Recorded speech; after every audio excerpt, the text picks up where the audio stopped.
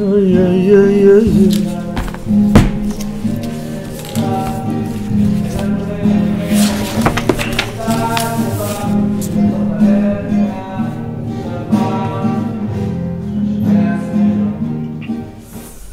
Boker Tov les amis, shalom à tous, à toutes. Bienvenue sur la plateforme de la Géoula. Baruch Hashem, Ashrenu.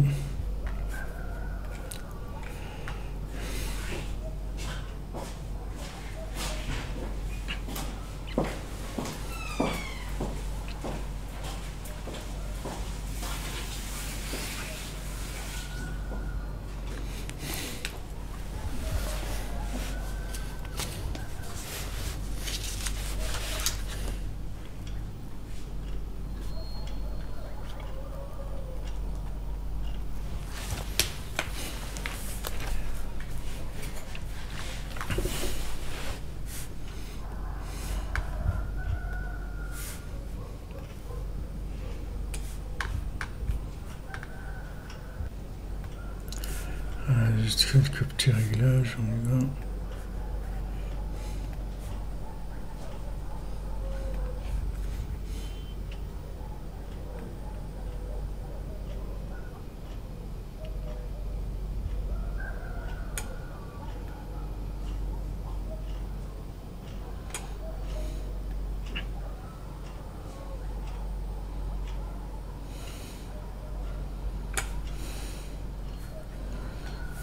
Voilà.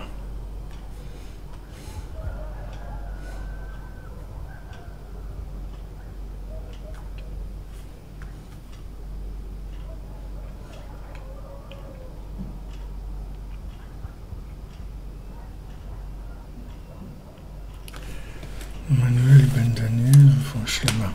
Alors, Bezat Hashem, on va continuer notre cours avant.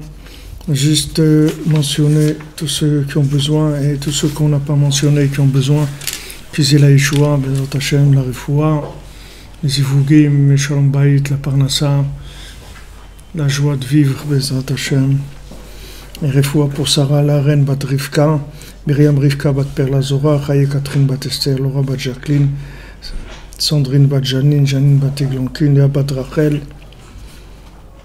Esther Naomi Bat Fredi Frecha, Esther Bat Chaya Catherine, Yael Bat Chaya Catherine,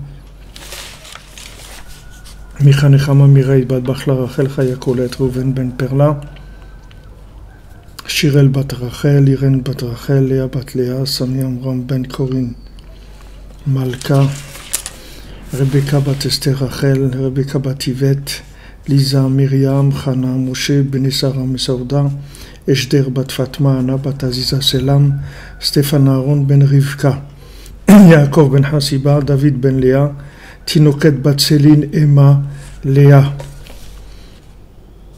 Et on fait pour le Ilou Nishmat, l'élévation de l'âme de Joa Rivet Bat Belara,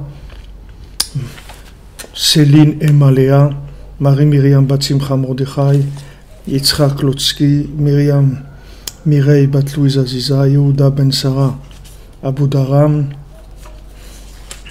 pour l'Atzlacha de Yitzhak Ben Zora, pour le Zivouk, pour Lionel, Moshe Ben Perla Zora, Myriam Rivka Bat Perla Zora, Sylvie Bat Esther. Et si j'ai oublié des attachements de gens, que je vois Shlema pour Manuel Ben Daniel.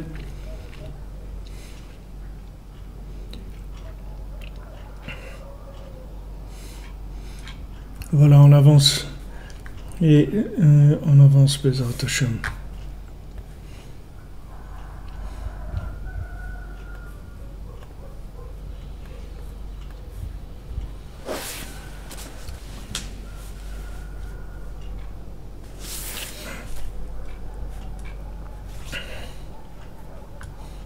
Rafraîchissement pour le Rav Besançon, Israël Yitzhak Ben Fortuné,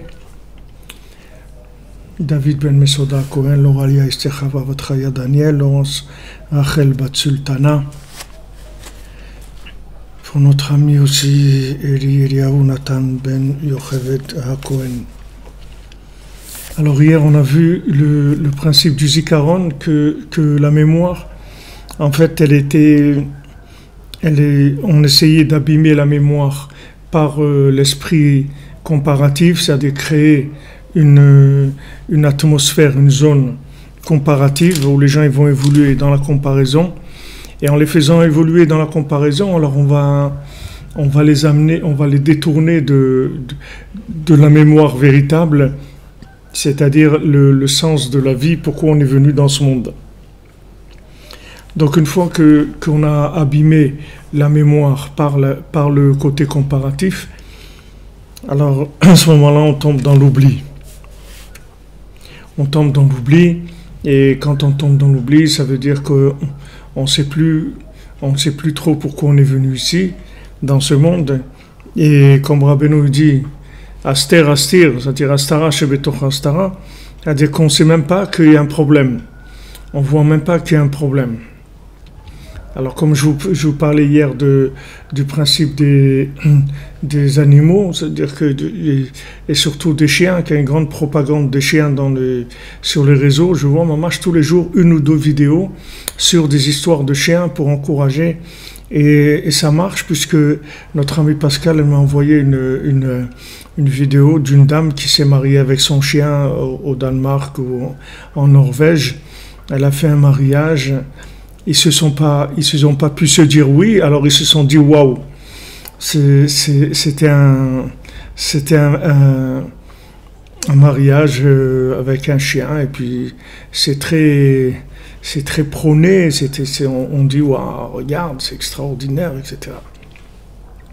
Donc pourquoi le chien? Parce que le chien en fait il a ce principe-là, c'est-à-dire du médamé, c'est-à-dire du Koacham Damé qui est très compréhensible par l'homme.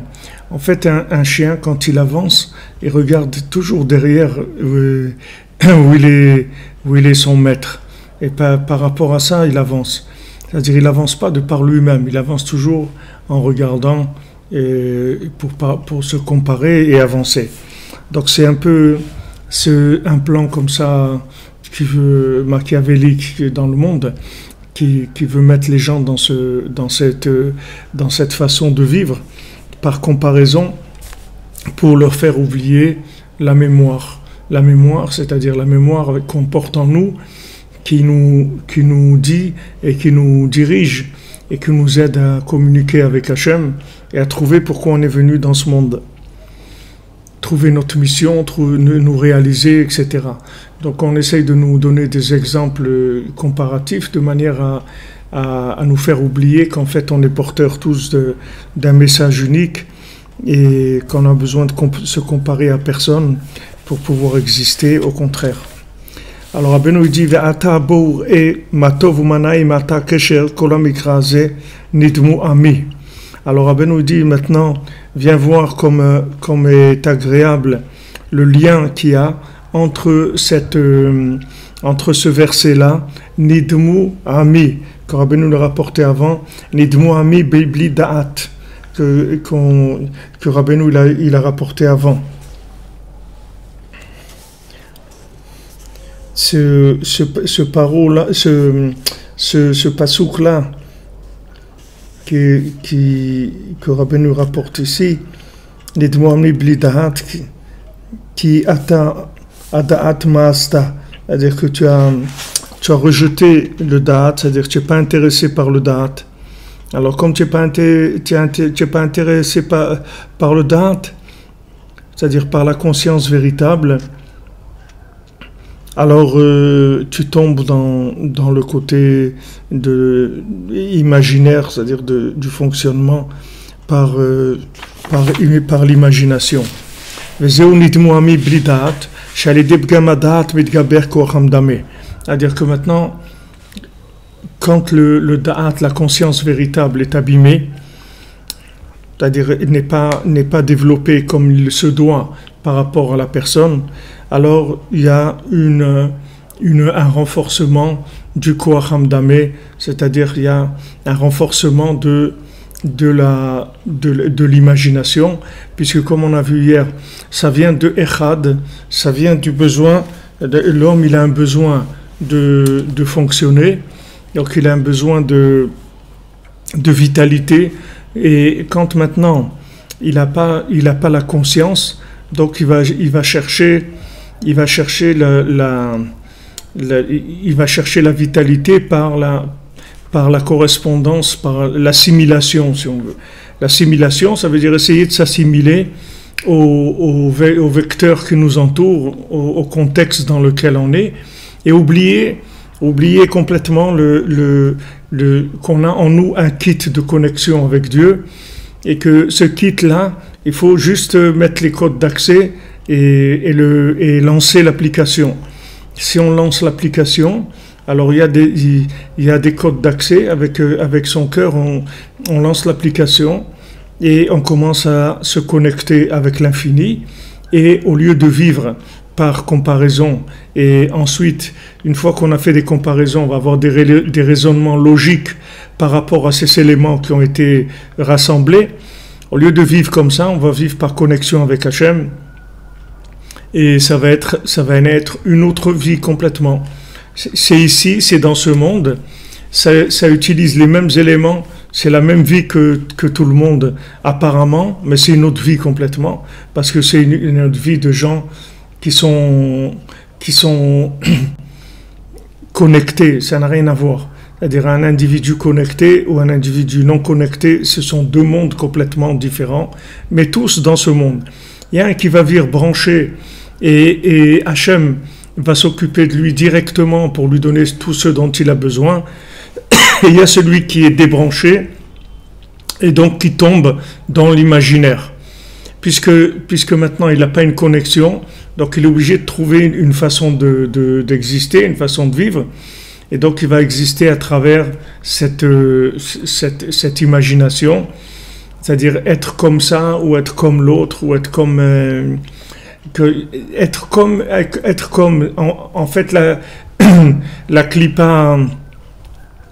clipa du communisme, c'était ça, puisque le communisme, ça vient du côté c'est-à-dire de commun, c'est-à-dire de savoir que on va créer une communauté égale, bon, c'est du pipeau, parce que les chefs, eux, ils n'étaient pas égaux, ils avaient, comme on dit, la gauche caviar, c'est-à-dire ils avaient leur vie et leur voiture et absolument tout ce qu'il fallait comme luxe.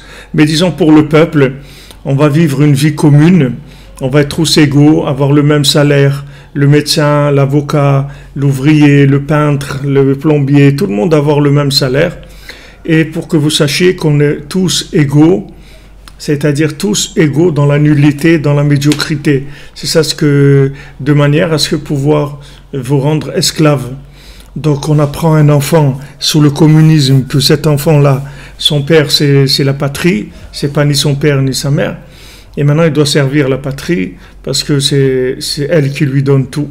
Donc cette clipa-là du communisme, comme il dira Avraham ben Nachman, que quand le communisme a démarré en Russie, donc les Juifs ils étaient très contents parce que c'était un petit, comme ils devaient mettre en place le communisme, donc il fallait bien qu'ils trouvent une solution pour les Juifs aussi. Ils ne pouvaient pas dire non, mais les Juifs ils ne sont pas communs. Il fallait rendre tout le monde commun. Donc les Juifs aussi ils ont été inclus dans la citoyenneté comme n'importe qui, et ils avaient le droit de travailler, de faire de faire des commerces comme tout le monde, etc. Donc ils étaient joyeux, ils sont même sortis dans les rues danser avec des Sefer Torah. Et Avraham ben Nachman à l'époque, c'était avant la guerre de 14-18, quand Avraham ben Nachman il a vu ça, alors il a dit de quoi ils ont à danser et à être joyeux. Il a dit cette clipa-là du communisme, c'est la clipa la pire qui a jamais existé. Et il n'y a que Mashiach qui va résoudre ce problème complètement. Parce que Avraham ben Nachman, il a vu qu'en fait c'était l'expression du Koach Hamdameh, c'est-à-dire le communisme, c'est la politisation, si vous voulez, c'est de prendre le Koach Hamdameh, l'imagination, et en faire un mouvement politique, une idéologie politique. De dire, voilà, on est tous égaux, il n'y a aucune raison qu'il y ait des riches et qu'il y ait des pauvres, il n'y a aucune raison qu'il y ait des gens mieux les uns que les autres, on va vivre tous avec les mêmes moyens, avec les mêmes HLM, avec les mêmes trucs, mais ça n'a pas marché parce que aussi, tous les gens, ils avaient leur petite kolkhoz, là, leur petite, je sais pas, leur petit terrain, là, leur petit dacha, là, où ils avaient tous, ils faisaient pousser leurs concombres, leurs tomates ou leurs trucs. Ils n'ont pas pu complètement annuler tout le monde et les rendre complètement, les mettre tous par terre. Ils n'ont pas pu faire ça. Donc, tout ce lien de commun, communisme, ça veut dire, voilà, on est tous pareils. Et ça, c'est un sheker gamour. Parce que vous déresponsabilisez les gens, vous leur enlevez toute vitalité, vous les rendez des zombies complets. Et voilà, ils sont prêts à l'esclavage. Maintenant, la société moderne, elle a pas tenu, c'est-à-dire le communisme, il n'a pas tenu. Et même on voit, même en Eretz, vous voyez, il y a des partis de gauche en Israël qui étaient très très forts il y a une vingtaine d'années, une trentaine d'années. Ouais, ils étaient, comme on dit, en haut de l'affiche. Je me voyais déjà en haut de l'affiche, ils étaient dans le top. Dans le top, aujourd'hui, ils n'ont même pas pu se présenter aux élections parce qu'il n'y a plus personne ça intéresse plus personne. Comme le communisme. Je me rappelle quand j'étais avec mon ami Shimon Elbaz, et quand j'étais avec lui il y a un peu plus, je sais pas, il y a peut-être 35 ans ou 33 ans qu'on était ensemble une fois on est venu à Ouman tous les deux, justement dans le mois de Hadar, juste après Purim comme ça, ou juste avant Purim. Et on était à Moscou, on a passé Shabbat dans un hôtel à la Place Rouge, on était au 18e étage. Et donc on a passé tout le Shabbat là-bas, et au Hachem la nuit, on a fait tous les Tehillim, on a fait des trucs. Et on voyait tellement, c'était fort comme ça, tellement, ça avait l'air tellement fort, toute cette chose-là, ce communisme, l'URSS, tellement fort et tout, ça a disparu sans faire la guerre. Pour mettre en place le communisme, ils ont tué 20 millions de gens, et pour l'enlever, comme Rabbeinu dit, Mashiach, il va pas, comme on dit, il va le shit pilver, il va pas tirer du tout de la poudre, il va pas tirer, il va pas utiliser du tout de la violence pour prouver que c'est faux, parce que le mensonge, il va tomber tout seul. Vous voyez, le mensonge, c'est qu'il va s'en aller tout seul, il n'y a pas besoin de se battre contre. Parce que si on se bat contre et on utilise la violence et tout, ça veut dire que la vérité, elle n'est pas assez forte, elle n'est pas assez révélée. Donc Mashiach, il n'aura aucune violence, et le mensonge, il tombera tout seul. D'un jour à l'autre, l'Union soviétique, elle a disparu, et chaque pays, il a repris son indépendance. Et les Ukrainiens, ils ont pris leur indépendance, et les Russes, et les Slovaques, et les Lituaniens, etc. Ils ont retrouvé tous leur indépendance, qui est leur façon d'être. Pourquoi ils vont être tous pareils? Que vous preniez les États-Unis, les Européens, ils veulent copier les États-Unis. Les Européens, ils veulent copier les États-Unis, faire l'Europe. Mais tu ne peux pas faire l'Europe, parce que les États-Unis, c'est des gens qui n'ont pas de culture. Les États-Unis, il n'y a pas une culture américaine. La culture américaine, elle est née de tous les gens qu'il y a là-bas. Mais il y a pas les États qu'il y a aux États-Unis, ils n'ont pas le Massachusetts ou les trucs, il n'a pas sa culture à lui. Tandis que maintenant, si vous prenez la culture d'un Italien, ou d'un Espagnol, ou d'un Français, ou d'un Polonais, ou d'un Roumain, ou d'un Anglais, c'est des cultures, c'est des siècles de culture, de façon de vivre et tout. Vous ne pouvez pas les rendre communs, ces gens-là. C'est impossible de les rendre communs. Impossible, ça peut pas marcher. Ils ont une façon de vivre, ils ont une langue, ils ont une culture, ils ont tout. Vous pouvez effacer ça, de venir d'un coup de baguette magique et de dire bon, on va faire tous la zone, on va venir tous des zonards de la zone euro et c'est tout. On ne peut pas faire ça. On ne peut pas faire ça. C'est joli, c'est mignon. La zone euro, mais vous pouvez pas, ok, vous voulez mettre les échanges commerciaux, tout ce que vous voulez, mais un Anglais, vous n'allez pas lui enlever la Guinness, un Français, vous n'allez pas lui enlever son ballon de rouge, un Espagnol, vous n'allez pas lui envoyer sa truc, sa manteca, ou je ne sais pas qu'est-ce qu'il prend, ou la cerveza, je ne sais pas ce qu'il prend. Chacun, il a sa vie, vous ne pouvez pas lui enlever les rentes communs. Donc c'est un projet qui n'a aucune, ça peut pas marcher en tout cas de façon à l'américaine, parce que l'américain, c'est américain, c'est America en hébreu, c'est-à-dire Amreka, un peuple vide, c'est-à-dire il n'a pas de culture. Donc c'est possible de les rassembler tous et d'en faire un seul pays avec tous ces États unis. Mais en Europe, c'est impossible de faire ça. Donc quand ils ont lancé le communisme, en fait, le communisme, c'est une des manifestations du Koach Hamdameh, c'est-à-dire du fait qu'on est arrivé à imposer à des gens de vivre de façon commune, c'est-à-dire d'effacer complètement toute originalité pour être un commun des mortels, comme on dit, d'être... Oui, c'est vrai qu'ils veulent voler, mais vous avez raison, monsieur Yann, mais ils commencent, ils veulent pas dire... Ils veulent pas dire qu'ils d'abord pour voler. Ils disent pas. C'est comme quelqu'un, il veut voler quelqu'un d'autre. Alors il se fait copain avec lui d'abord. Il se fait copain et truc. Et quand l'autre il perd sa méfiance et tout, après il va le voler. Maintenant les communistes, ils ont pas annoncé qu'ils étaient des voleurs. Ils ont annoncé qu'ils veulent qu'on soit tous pareils et tout. Après ils ont dit mais pour qu'on soit pareil, donc on est obligé de te prendre ton argent, tout ce qui dépasse, puisqu'on doit être tous pareils. C'était une conséquence, mais ils ont habillé ça pour que ça ait l'air sympathique. Il fallait quand même que ça ait l'air sympathique, sinon on n'a rien fait. Il faut pas que ça, ils allaient quand même tuer 20 millions de gens, mais la théorie, le capital, tout ça, il fallait que ça tienne debout. Il fallait que ça tienne debout. Donc eux, si vous voulez, c'est le résultat de cette maladie que Rabbeinu il a dit, qui allait atteindre l'humanité, qui est le Koach Hamdameh, c'est-à-dire que les gens vont raisonner par comparaison.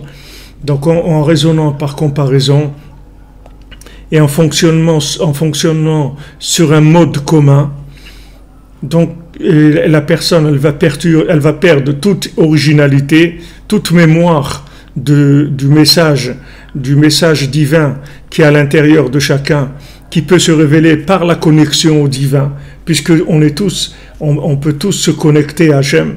On a le droit, on a même le devoir de se connecter à Hachem et de parler avec Hachem. Donc eux, ils ont complètement annulé cette chose-là, parce que c'est le début du Koach Hamdameh.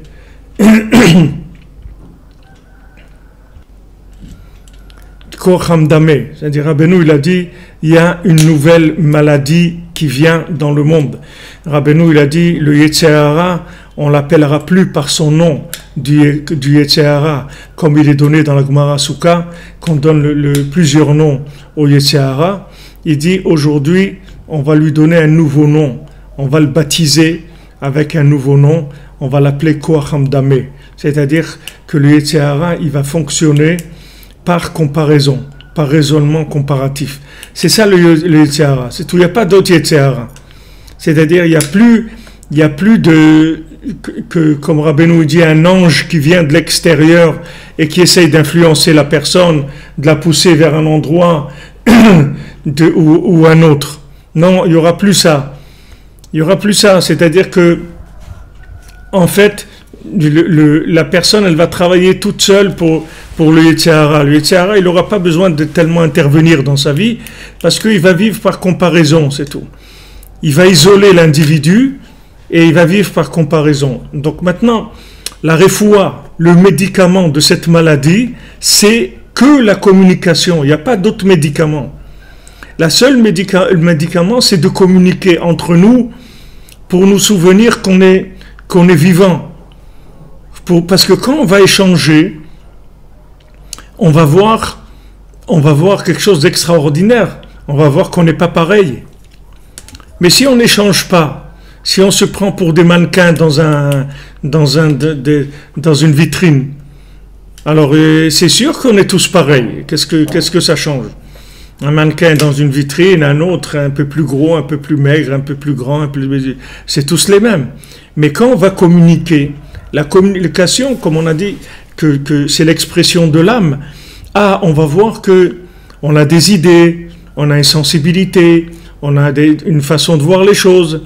Et si on s'aime et on se respecte, alors on va se donner l'un la possibilité à l'autre de s'exprimer, de manifester tout ce qu'il a de spécial. Tout ce qu'il a de spécial. Il a des choses qui sont extraordinaires.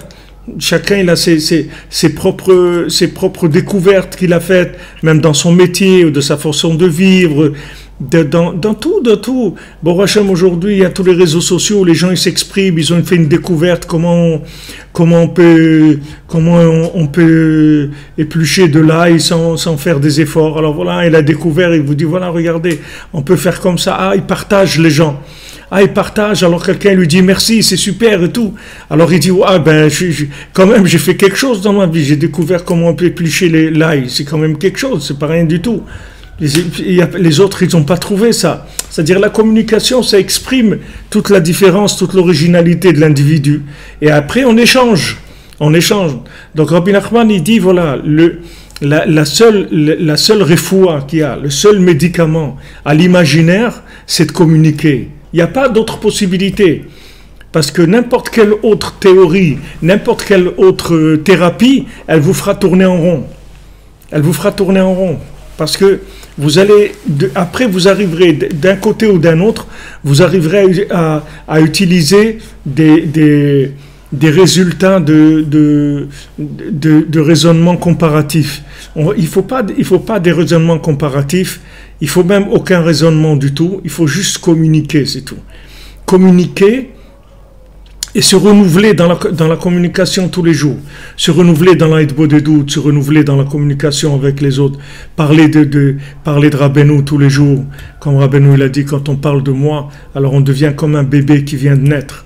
Quand on pense à moi, alors on a des pensées de repentir, et quand on parle de moi, alors on devient comme un bébé qui vient de naître. Pourquoi Rabbi Nachman il dit ça? Pourquoi il dit, qui est-ce qui a dit ça? Personne n'a jamais dit ça. Quel tzaddik dans le monde a dit ça? Quand tu parleras de moi, tu deviendras comme un bébé qui vient de naître. Il n'y a personne qui a jamais dit ça. Pourquoi? Parce que la Torah de Rabbeinu, c'est la, si vous voulez, elle soigne cette maladie-là de l'imagination. Et maintenant, comme on baigne dans l'imagination, on ne peut pas stocker de la connaissance. Si on stocke de la connaissance, elle va tomber dans le panneau de l'imagination. Même la connaissance qu'on a d'il y a une semaine ou 2 semaines, elle va se faire récupérer dans le monde imaginaire parce qu'on se trouve dans une marmite d'imagination. On se trouve dans la marmite, dans la marmite de l'imagination, comme l'autre il est tombé dans la marmite de la potion magique ou je sais pas. Il y a une marmite de l'imagination et on vit dedans, que vous vouliez ou pas. Il y a des pubs partout, il y a des pubs dans le métro, il y a des pubs dans la rue, il y a des pubs dans votre téléphone, il y a des pubs à la télé, il y a de la pub partout, il y a des gens qui sont des vedettes de la communication, des vedettes du charisme à la télé, à la radio, toutes ces choses-là. Et vous pouvez pas vous sauver de ça. Maintenant, l'enseignement de Rabbi Nachman, qu'est-ce qu'il a comme pouvoir extraordinaire? C'est qu'il vous permet d'effacer l'effet imaginaire de ce que vous allez apprendre. C'est-à-dire, vous allez arriver à apprendre des choses sans l'imagination. Et après, ces choses-là, elles vont disparaître, elles vont pas rester. Elles vont pas rester dans la marmite pour qu'elles travaillent pour l'imagination. Elles vont disparaître de la marmite et quand vous en aurez besoin, elles reviendront à un moment si vous en avez besoin. Alors Rabbi Nachman il dit, voilà, quand on pense à moi, on devient comme un bébé qui vient de naître. Parce que la seule façon de fuir la comparaison, c'est de se renouveler, c'est tout. Quand vous verrez, c'est-à-dire que qu'est-ce qu'il y a d'extraordinaire dans la communication? La communication, c'est la vie. L'échange, c'est la vie. Vous voyez, quand vous passez un moment à parler avec quelqu'un, après, vous n'êtes pas pareil, parce que le fait que vous avez communiqué, que vous êtes arrivé à vous exprimer, que l'autre s'est exprimé, vous avez échangé, alors ça crée un renouvellement en vous. Alors le renouvellement, qui est le résultat de la communication, il vous permet de fuir l'imaginaire. Vous allez fuir l'imaginaire, parce que vous allez vous renouveler. Maintenant, quand, comme on rapporte que le Baal Shem Tov, il dépensait l'argent tous les soirs, il ne restait pas avec l'argent. C'est-à-dire que, parce qu'il ne voulait pas que cet argent-là, il rentre dans une autre journée. Cet argent, il l'avait reçu aujourd'hui, ok, alors il fallait terminer avec la journée, il fallait terminer cet argent-là, et demain, Hachem, il va envoyer un nouvel argent. Il ne gardait pas l'argent. C'est-à-dire qu'il n'y avait pas de stockage. Donc le Baal Shem Tov, il ne gardait pas l'argent, mais Rabbi Nachman, il ne gardait pas la Torah. C'est-à-dire que Rabbi Nachman, tout ce qu'il apprenait, il l'annulait. Il disait toujours, je ne sais rien du tout. Je ne sais rien.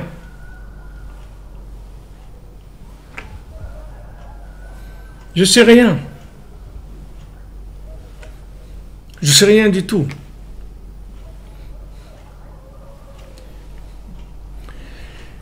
Mais c'est l'injustice et le mensonge. Ça, c'est les mauvaises midotes de la personne. Mais comment il véhicule ces choses-là? Il les véhicule avec l'imagination. L'imagination, c'est la façon d'embrouiller les gens. C'est-à-dire, c'est la maladie, l'imagination. Après, maintenant, cette maladie, elle va véhiculer toutes les mauvaises midotes, ou même des bonnes midotes aussi.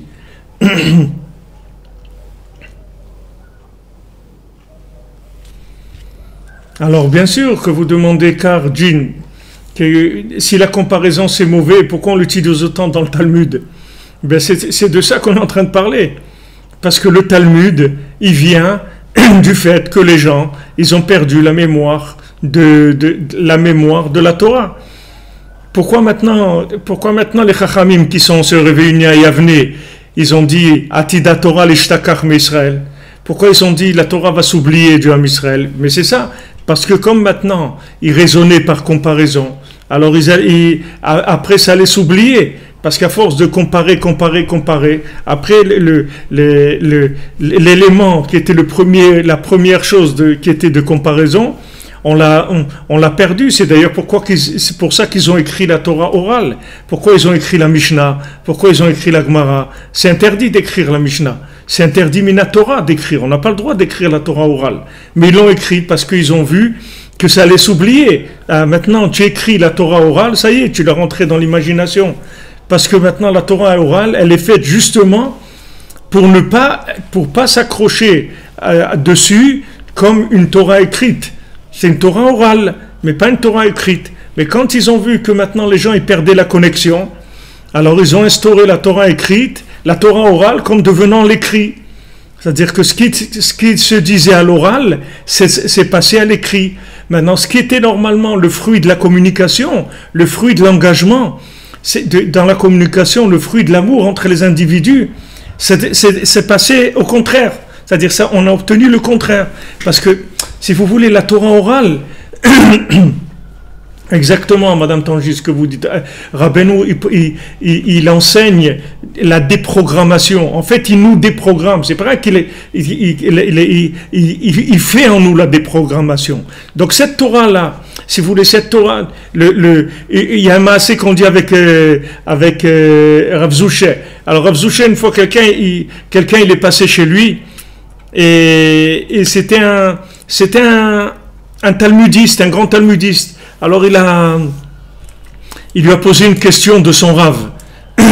Le Rav de ce talmudiste-là, il avait une grande question, il n'avait pas la réponse. Donc, il a demandé à Rav Zouché, et voilà la question. Alors, Rav Zouché lui a répondu. Alors, il était content et tout. Quand il est rentré chez lui, alors il a dit la réponse à son Rav.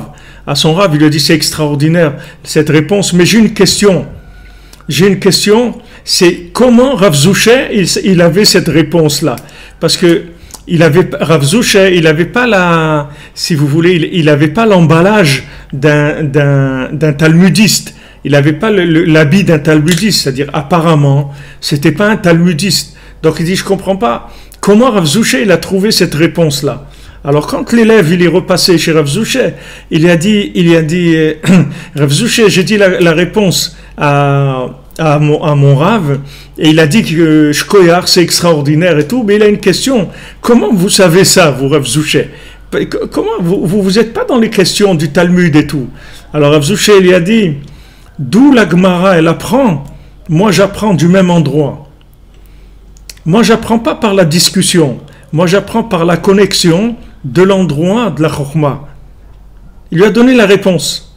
Il dit, voilà ce qu'on est en train d'étudier là, il lui a donné exactement la réponse. Donc il y a deux façons, si vous voulez, de raisonner. Soit vous allez prendre les éléments qui sont là, et qui sont des éléments vrais, mais qui sont de la Mishnah. Après de cette Mishnah, il faut faire la Gemara. Et des fois, on est obligé d'arranger la Mishnah. On dit, la Mishnah, elle est chassera. La Mishnah, il manque des mots dedans. Alors, on rajoute des mots. Et il y a qui disent, non, on rajoute pas des mots. Il faut pas rajouter des mots. Des fois, on enlève des mots. Et il dit, non, mais il faut pas enlever des mots. C'est-à-dire, ça tâtonne. On va avec des raisonnements en tâtonnant pour trouver la réponse. Donc on cherche par comparaison. Là, on va.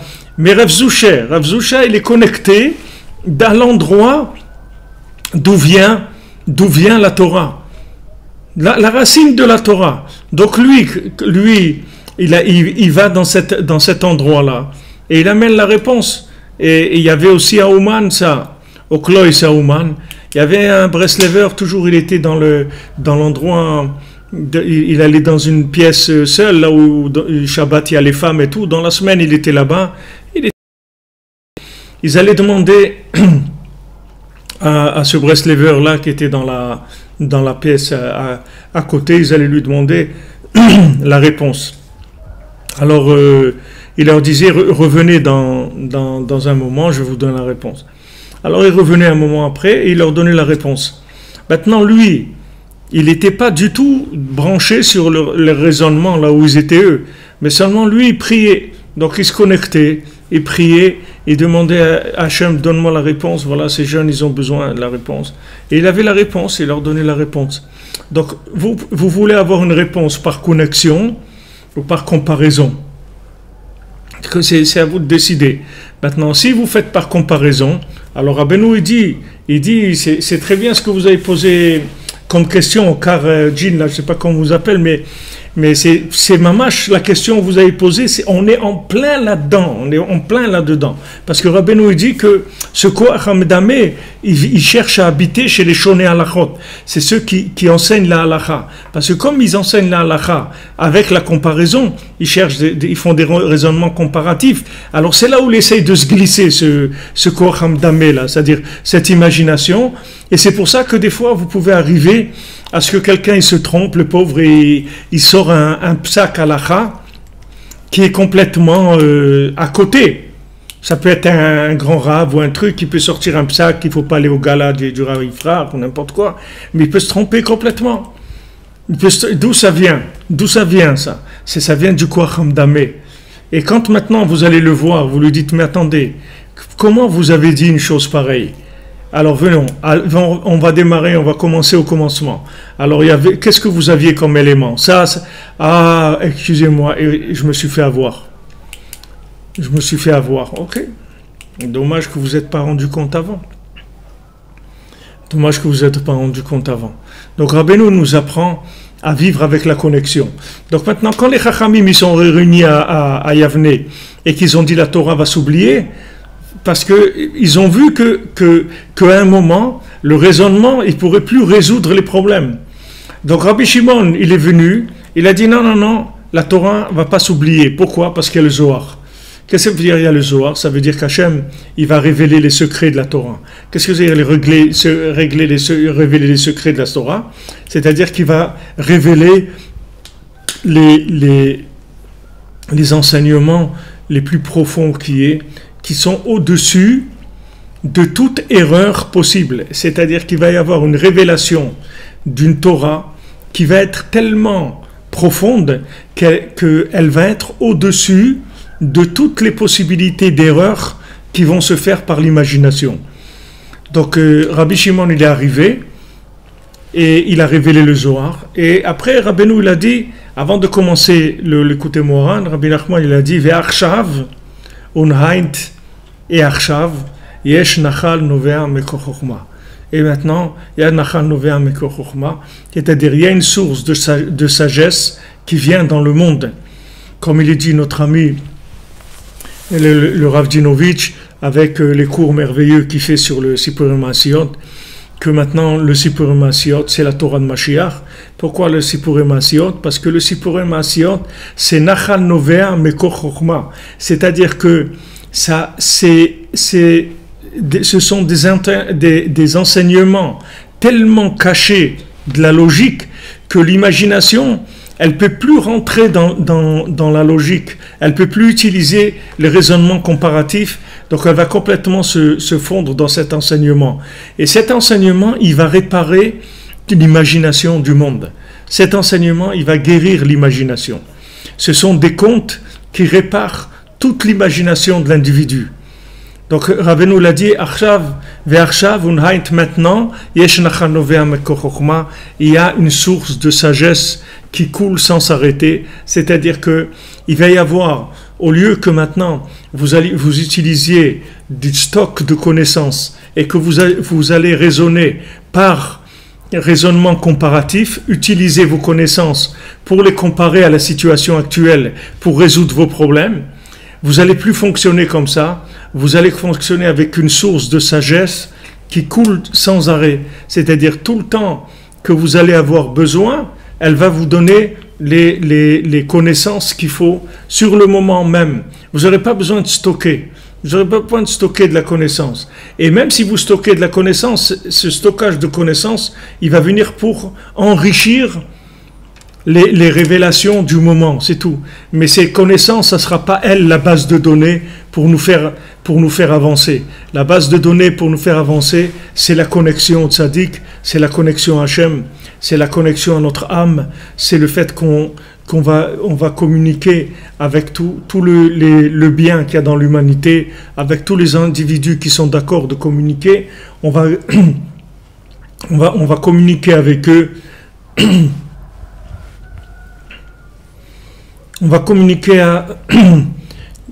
va communiquer, et cette communication, c'est elle qui va nous enrichir. C'est pour cela que les gens aujourd'hui, ils sont à la recherche d'affection, d'amour. Pourquoi? Parce qu'ils savent que c'est avec ça qu'ils vont pouvoir vivre. C'est avec l'échange. Ça y est, on est arrivé au bout de ce que l'imagination, elle pouvait nous fournir comme vérité. Donc on a vraiment besoin de communiquer. Avec tous les gens qui sont autour de nous, on a besoin les uns des autres. On a vraiment besoin du bien qu'il y a dans chacun. Vraiment besoin du bien qu'il y a dans chacun, du bien qu'il y a en nous, et du tzaddik et de Hachem. Comme Rabbeinu donne le schéma du Aleph, il y a un Yud en haut, il y a un Yud en bas, et il y a un Vav au milieu, que ce Vav-là, c'est la communication, c'est l'alliance. L'alliance, c'est pour créer des liens valables. Que la réparation de l'alliance, c'est trouver les liens avec les choses. Quand vous faites le Tikkun HaKlali, vous créez des liens, c'est-à-dire vous créez des liens, vous apprenez à gérer des liens. Alors que quand vous n'avez pas le Tikkun HaKlali, vous avez 10 endroits de pulsation dans le corps, où il y a le pouls, 10 endroits où il y a les pulsations dans le corps, au lieu que maintenant, ces 10 endroits de pulsation, ces capteurs-là, ils aillent capter des images comparatives avec le Tikkun HaKlali, ils vont aller capter la vérité par communication. Donc chaque mizmor, chaque chant du Tikkun HaKlali, en fait, il répare un capteur de notre système.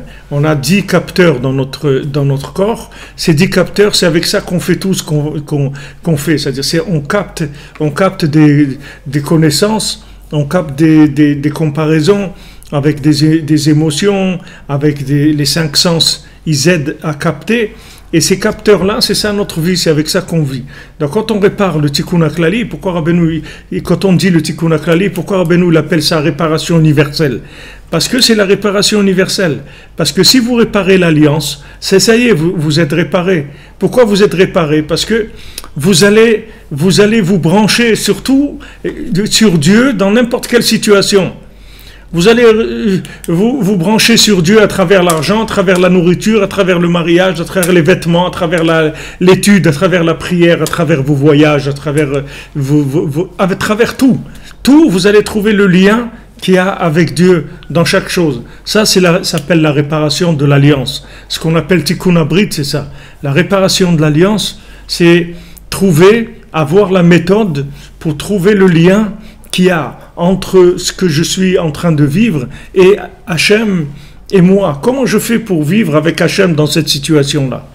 Comment j'arrive à vivre avec Hachem dans cette situation? Il y a une façon de vivre. Une façon de vivre avec Hachem. Comment je vis l'argent avec Hachem, comment je vis la nourriture avec Hachem, comment je vis avec Hachem ce que je vis. Alors ça c'est le Tikkun Abrit, c'est l'alliance. L'alliance va permettre de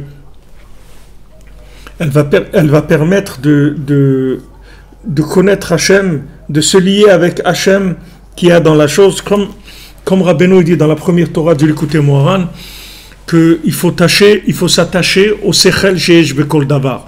C'est-à-dire, dans chaque chose, il y a l'esprit d'Hachem. Il faut s'attacher à cet esprit-là, qu'il y a dans chaque chose. C'est-à-dire, si vous voulez, la Torah de Rabbi Nachman, elle nous apprend ça. Donc, il nous donne cette Torah extraordinaire qui renouvelle tout le temps, qui donne une connaissance renouvelée, donc adaptée au moment, tout à fait adaptée au moment, puisqu'elle est renouvelée. Combien de fois les gens ils disent « Mais Rabbi Fra, mais c'est incroyable, vous avez fait le cours pour moi, vous avez parlé de moi et tout. » C'est pas moi je sais rien du tout. Vous croyez que moi je vous connais, je sais ce que vous avez besoin et tout. Si maintenant ces enseignements ils venaient de moi, alors je serais vraiment un génie mondial. Mais je suis même pas un génie de la... je suis même pas de la lessive du génie. C'est uniquement la communication, c'est tout. C'est ça que je vous apprends. Je vous apprends à vivre comme ça. C'est-à-dire, je veux vous apprendre. Je veux vous aider à découvrir cette méthode-là. Parce que quand vous allez appliquer, vivre avec cette méthode, vous allez devenir quelqu'un d'autre complètement. Quelqu'un d'autre complètement. C'est comme si quelqu'un il fabrique de l'essence pour sa voiture tous les jours. Il passe des heures et des heures à fabriquer 1 litre d'essence. Et vous lui montrez qu'il y a une station-service gratuite quand il a besoin. Il va, il remplit son réservoir et il peut rouler avec et que ça coule tout le temps et c'est gratuit. Il y a pas. Donc quand vous dites ouais mais c'est incroyable, chaque jour j'écoute le cours, vous parlez exactement de ce dont j'ai besoin, etc. Est-ce que vous croyez vraiment que ça peut venir d'un cerveau humain? Ça vient pas d'un cerveau humain. Ça vient du fait que maintenant on communique. On communique. Le fait qu'on ouvre notre cœur, on communique entre nous. On communique avec le tzaddik, on communique avec Hachem, et ça amène les connaissances de tout ce qu'on a besoin chacun ce jour-là. Et chaque jour, il y aura ce qu'on a besoin. Il y a un menu du jour par rapport à ce qu'on a besoin, aux besoins de chacun. Et ça, c'est ça l'enseignement du tzaddik. Donc, le tikkun haklali, si vous voulez, pourquoi c'est une réparation générale? Parce que si vous réparez l'alliance, tout va se réparer. Donc, comme on a vu que dans cette Torah, que l'alliance, si vous voulez, on la protège ici, on voit dans cette Torah, en faisant attention à la Lashon Hara, parce que la Lashon Hara, il va entraîner la mort du cœur, et il va entraîner une vision faussée des choses, c'est-à-dire que quand on va voir les choses, après on va les voir tordues, puisque comme le cœur, si vous voulez, il s'est séparé de cet individu, ou de ce groupe d'individus ou autres, parce qu'on a parlé du Lashon Hara. Donc le cœur, il est mort, il ressent plus les choses. Donc puisqu'il n'y a plus de connexion, les yeux, ils vont amener des images qui sont fausses. Et ces images, elles sont complètement imaginaires. Donc le Tikkun Abrit, il va rétablir. Il va rétablir l'alliance. En fait, il y a deux alliances. Il y a l'alliance qui est l'alliance mamash, ce qui permet d'avoir des enfants, etc. Et il y a l'alliance, le brit halashon, l'alliance de la bouche. Les deux, c'est des alliances. Il y a l'alliance de la parole et l'alliance du brit. Alors, il y a brit halashon. Donc, vous voyez que ces deux choses, elles fonctionnent ensemble, puisque c'est deux outils d'alliance. C'est-à-dire, de la même manière qu'il y a un outil de reproduction qui donne la vie, il y a un outil de reproduction qui s'appelle la parole et qui donne la vie, puisqu'elle est créatrice. Donc maintenant, cette parole-là, il faut faire très attention de la garder, de pas dire de la Lashon Hara, de pas dire des choses pas bien avec sa bouche, parce que si on dit des choses pas bien avec notre bouche, on va tuer notre cœur.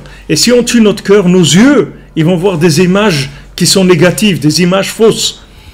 Et après, on se trompe. Et après, la personne elle dit, mais je l'ai vu. Mais tu t'es trompé. C'est tout. Ce que tu as vu, tu t'es trompé, c'est tout. Tu t'es trompé. Pourquoi tu t'es trompé? Parce que tu dis de la shonara. Donc maintenant, Rabbeinu, il donne la réparation du Tikkun HaKlali pour réparer l'alliance complètement, à tous les niveaux. C'est pour ça que ce soit pour les hommes et pour les femmes, tout le monde doit faire le Tikkun HaKlali, parce que tout le monde a besoin de réparer l'alliance. Et Rabbeinu donne le Tikkun du Dibour, l'Aïd Bodedut, pour réparer le Dibour. Du moment où je vais parler avec Hachem, alors je vais réparer tout ce que j'ai pu faire de mal avec ma parole et remettre la connexion en place. Rétablir la Wi-Fi, rétablir la connexion, de manière à vivre connecté et ne pas vivre dans l'imagination. Ne pas vivre dans l'imagination, vivre dans la connexion. Alors Rabbeinu il a amené ce tikkun là, Tikkun Abrit, Tikkun HaKlali et l'Aïd Bodedut. Ce sont des éléments, tous ces éléments, ils travaillent dans le même, pour réparer le même principe, c'est-à-dire le principe d'alliance avec la vie. Tout simplement d'avoir envie de vivre, de construire, de se réaliser, de faire des choses, d'être joyeux. Rabbeinu dit que le Tikkun HaKlali, en fait, ça donne la joie, le Tikkun HaKlali, parce que du moment où vous vous connectez avec Hachem, vous êtes joyeux. Donc Avraham ben Nachman, il dit dans le Korveor, dans son livre Korveor, dans 60 Vesimcha, il dit que toute la joie, c'est la dvekut b'Hachem. C'est-à-dire que de sentir un lien avec Hachem, c'est ça qui donne la joie. C'est ça qui donne la joie. Et Rabbeinu dit pourquoi les gens ils sont loin d'Hachem, parce qu'ils ne sont pas joyeux, c'est tout. Parce que la joie, c'est ça qui rapproche d'Hachem. Là où il n'y a pas de joie, il n'y a pas Hachem. Donc le Tikkun HaKlali, c'est 10 mizmorim. Il ne faut pas oublier que c'est 10 chants. C'est pas 10 leçons de morale. C'est 10 chants. Ces 10 chants-là, ils sont faits pour créer un lien avec Hachem dans la Bria, dans le monde. Parce qu'en fait, Hachem, c'est que un chant. Tout le Inyan d'Hachem, c'est un grand chant. C'est un chant. C'est avec le chant qu'on arrive. Rabbeinu rapporte que les Nevi'im, quand ils faisaient de la musique, alors il dit Beyad Nevi'ai Adamé. Comment ça se passait? Il y avait de la musique, et à travers cette musique, le Navi, le prophète, Adamé, c'est-à-dire il rentrait dans l'imagination dans la Gdusha, c'est-à-dire la connexion avec la vision, la prophétie. Cette prophétie, elle lui venait de la joie. Si un prophète, il n'était pas joyeux, il ne pouvait pas prophétiser. C'était impossible, parce qu'il était hors connexion. Donc c'est impossible. C'était impossible pour lui de prophétiser. Il était complètement hors connexion. Alors Hachem, il dit, Beyad Nevi'ai Adamé, entre les mains, à travers mes prophètes, Adamé, c'est-à-dire je vais me faire connaître. Vous allez pouvoir m'imaginer dans le fini, l'infini, vous allez pouvoir l'imaginer dans le fini par rapport au prophète. Et cette prophétie, elle ne peut fonctionner que par la joie. Donc s'il n'y a pas de joie, c'est sûr qu'il n'y a pas de connexion. C'est pour ça que Rabbeinu donne comme conseil de Tikkun Abrit la joie. Rabbeinu dit que si tu es joyeux, tu es connecté. Il faut que tu sois joyeux. D'être joyeux, ça te connecte. Comment tu vas être joyeux? Tu vas chercher le bien, tu vas remercier Hachem que tout ce qu'il te donne, tu vas chercher le bien qui est en toi. Et uniquement d'être vivant, c'est déjà un bien extraordinaire. Et de pouvoir faire chacune ce qu'il peut faire, c'est extraordinaire. Cette joie, c'est l'outil principal qui va permettre, c'est pas l'outil, c'est la mise en place, si vous voulez, la mise en condition pour la connexion. Parce que s'il n'y a pas de joie, il n'y a rien, il n'y a pas de connexion. S'il n'y a pas de joie, c'est l'isolement, c'est la dépression, c'est la tristesse, c'est l'imagination. Rabbeinu dit quand la personne est triste, alors l'imagination, elle bat son plein, elle est au maximum. Plus quelqu'un il est triste, plus il va imaginer. Vous allez voir quelqu'un qui est triste, il va dans la rue, il croit que tous les gens ils le regardent. et que tous les gens ils se moquent de lui et que tous les gens ils regardent le fait que dans son ourlet, à un petit endroit de l'ourlet là-bas, il n'est pas fait parfaitement et il a l'impression que tous les gens ils regardent son ourlet qui est pas bien fait. Tout ça, ça vient uniquement du film qui se fait dans sa tête. Il n'y a personne qui regarde son ourlet, il n'y a personne qui a remarqué qu'il a un ourlet comme ça dans son pantalon, ni rien. C'est dans sa tête. Mais vous voyez que plus la personne, elle devient triste, elle est triste et plus elle devient sensible au regard d'autrui. C'est-à-dire qu'elle devient très très sensible au regard d'autrui. Et vous pouvez faire l'expérience, vous pouvez passer dans le même endroit avec de la joie ou de la tristesse, vous allez vivre complètement différemment. Alors que si vous êtes joyeux, au lieu maintenant de regarder, d'avoir l'impression que tout le monde, que comme il dit les gens, mais pourquoi il me regarde de travers celui-là, pourquoi il me regarde de travers, il n'y a personne qui te regarde de travers, c'est uniquement l'imagination. Repasse dans le même endroit, en étant joyeux, tu vas voir que tu vas pas du tout imaginer que les gens ils te regardent de travers et au contraire, tu vas être avenant, tu vas communiquer avec chacun, ah oui, comment ça va, tu vas faire des sourires aux gens, tu vas essayer de les aider, parce que c'est une autre vie complètement. Et qu'est-ce qui a changé? C'est juste parce que tu étais joyeux, c'est tout. Donc quand tu es joyeux, ça répare l'alliance. La joie, c'est quelque chose qui répare l'alliance avec la vie, le lien avec Hachem, le lien avec le tzaddik, le lien avec le bien qu'il y a en nous et le bien qu'il y a dans chacun. Donc on est joyeux, on sort, on est exactement, on dit quand quelqu'un est triste, il ouvre la porte à Amalek, il s'associe même avec Amalek. Et il devient... Oui, comme vous dites, M. Genassia, Yosef, il était joyeux dans la prison. Il est resté 12 ans, il dansait toute la journée dans la prison. Pour ça, il avait de quoi faire du blues. Hein. Yosef, il pouvait rentrer dans le blues, dans le spleen, dans toutes ces choses-là. Et il avait le droit, avec tout ce qui lui est arrivé et tout ce qu'ils lui ont fait les gens. Mais il a dit non, c'est Hachem qui a voulu ça, c'est bien, c'est tout. Allez, on va pas s'accrocher à ça. C'est dangereux pour moi, surtout. C'est dangereux pour moi. Même si c'est vrai, c'est une vérité qui me rend triste, je la veux pas. Donc il dansait toute la journée, c'est comme ça qu'il s'en est sorti.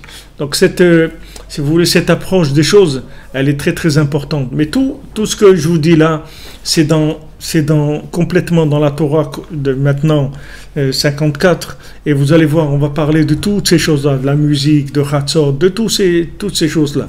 Toutes ces choses-là, le principe du musicien, comment il fait fonctionner son instrument de musique, tout ça, on va le voir, Bezat Hashem, au long de cette Torah extraordinaire, et dans laquelle aussi on va voir après avec Rabbi Nathan et toutes les explications, on va vraiment avoir des conseils très très concrets pour notre vie de tous les jours, Bezat Hashem.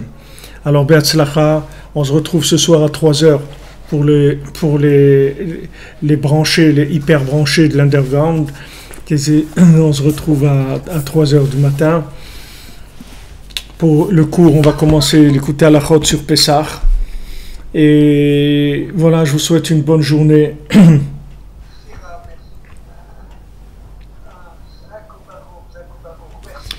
Que des bonnes choses, les amis.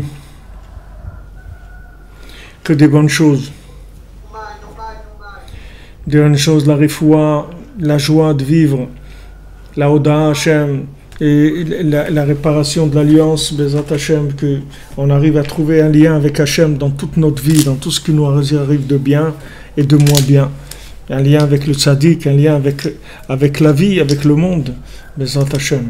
Be'atzlacha, merci pour tout, merci de votre aide et de votre soutien, de votre présence. C'est magnifique. C'est magnifique. C'est merveilleux.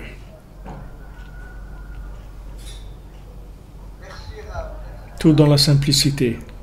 C'est merveilleux. Merci à vous les amis. On avance.